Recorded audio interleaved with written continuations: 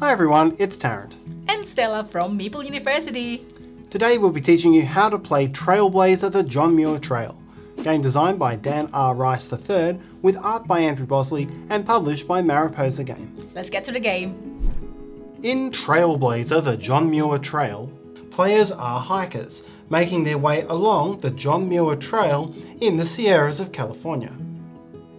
Across a 12-day expedition in a variety of weather conditions, players will make their way along the trail, experience the flora and fauna of the field, the spectacular destinations along the journey, and other bonuses, all in the aim of gaining victory points.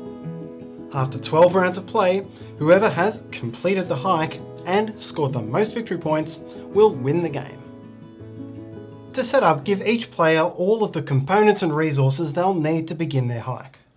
This will be a player board and the 3 player pieces in player colour, 1 copy of each of the 12 different hexagonal gear pieces, 1 of each of the 4 circular bonus tiles, and these 13 resources. At the top with the pale coloured border are natural resources, 2 water, 2 earth, 1 wind and 1 fire. Below with the darker border are the personal resources, food, water bottles, sleep and endurance. Find the 5 tracks tokens in your colour. Take 3 of them and place them on this space and set the other 2 aside for now. These tokens will serve as your workers in the worker placement phase of the game. And the sooner you unlock the 2 tokens you set aside, the sooner you'll be taking more actions per round. Keep your tent, but take your score marker and hiker, placing the score marker at 0 and placing your hiker on the Happy Isles space of the John Muir Trail. This is effectively space 0 of this track. Give each player 1 complete map pack. That's one of these decks of cards with a hole in it which you can bind with the metal ring. Each player's map pack is different, but all players should have the same icon showing on the backs of their 10 cards and should have the 10 cards sequenced numerically on the other side. You can leave this deck face up. Now set up the main board.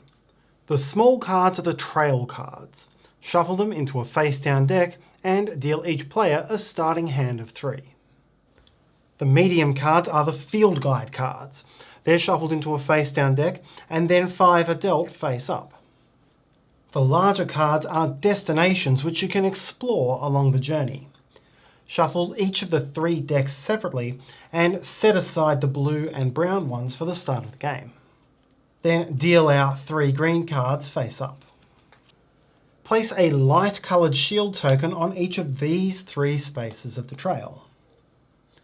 And place a dark coloured shield on each of these 3.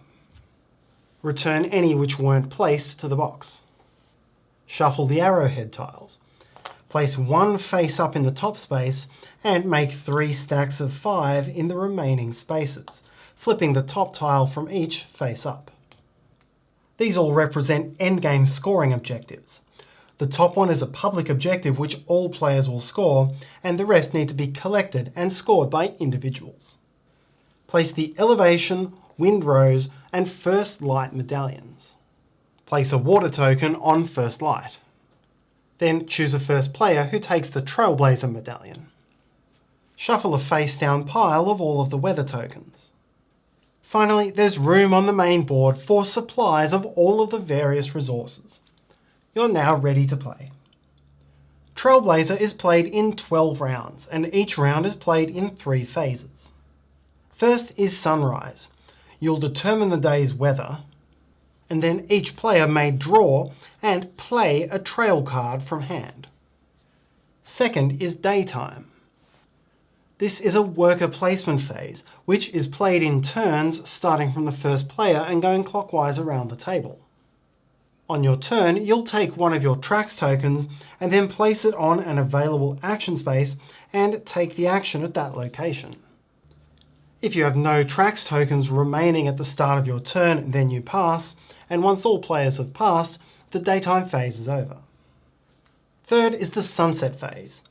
Each player must consume 1 food and 1 water bottle to sustain themselves for the day, and then you'll reset ready for the next round.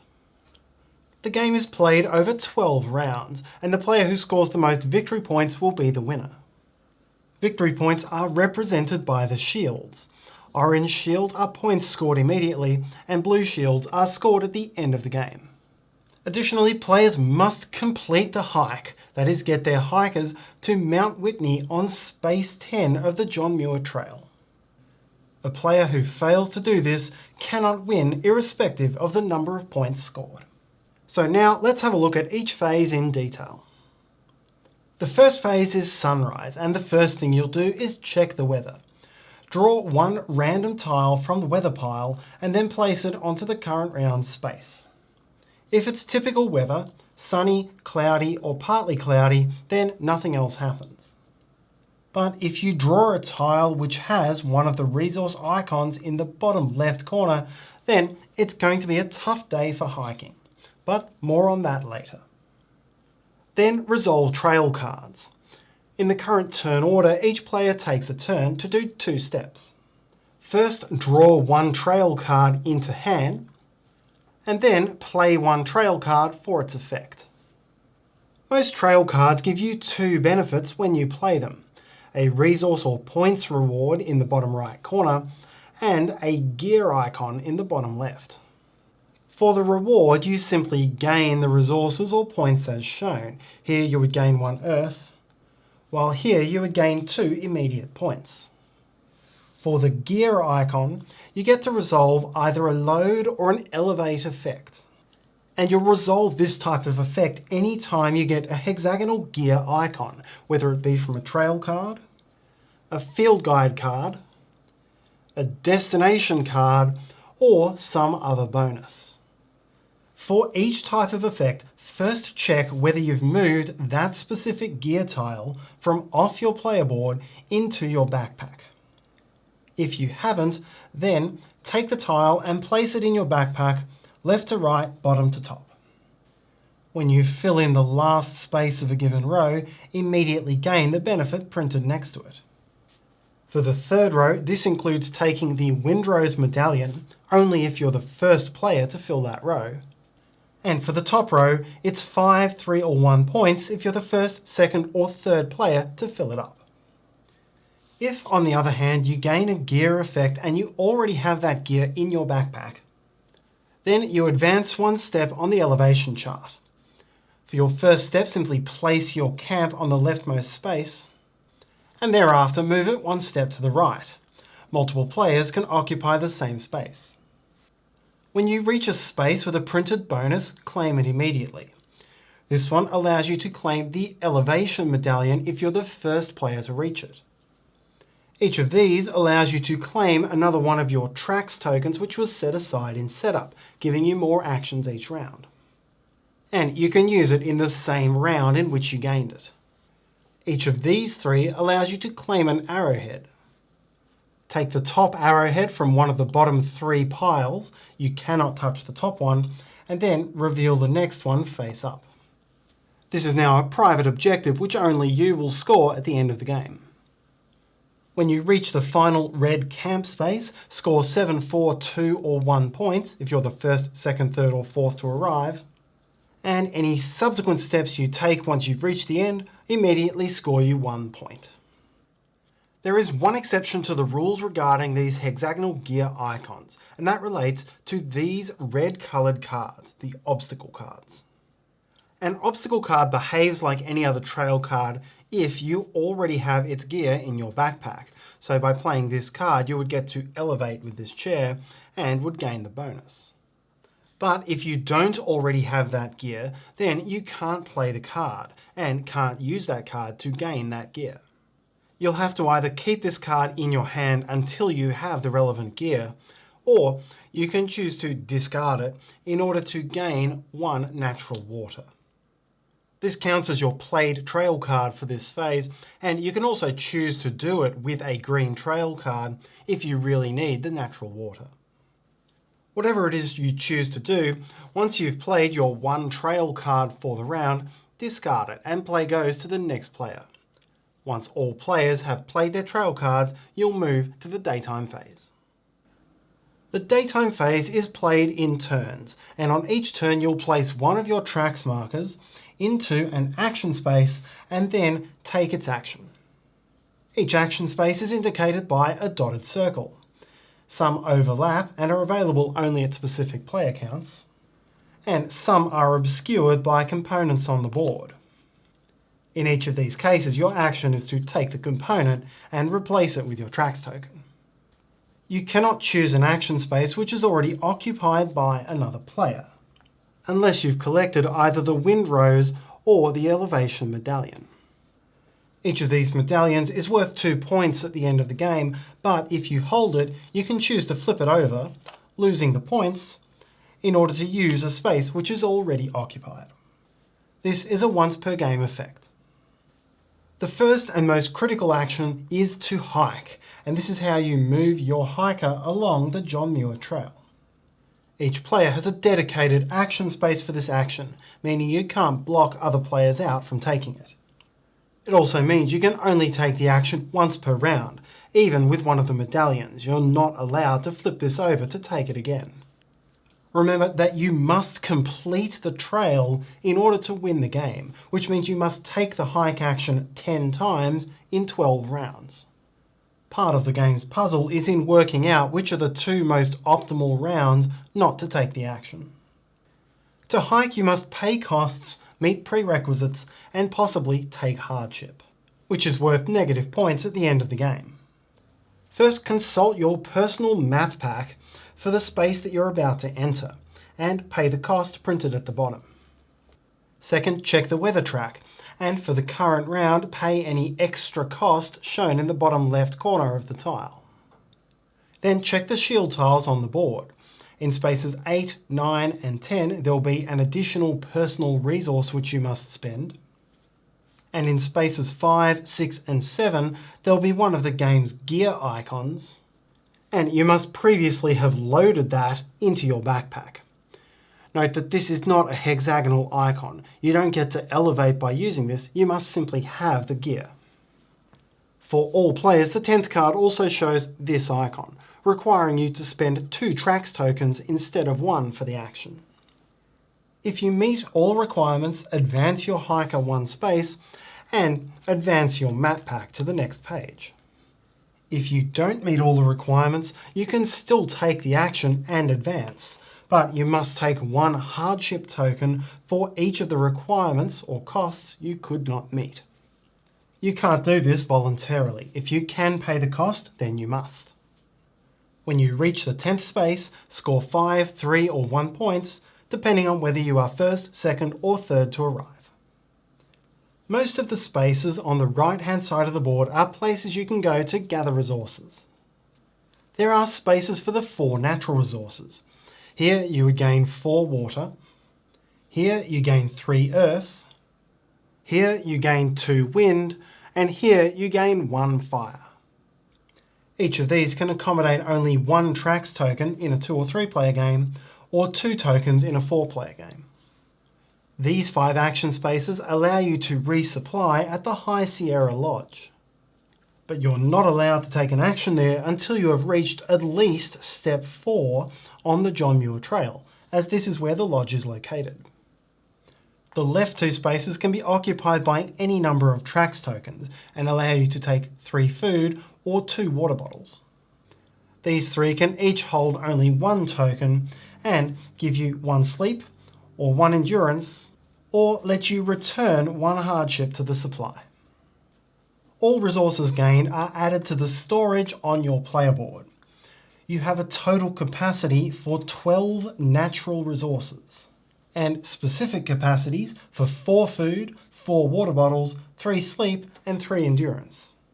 If you were to go above a limit, any excess is wasted. Here, for example, I have 10 natural resources, and if I were to gain 3 earth, then I would only gain 2 of them.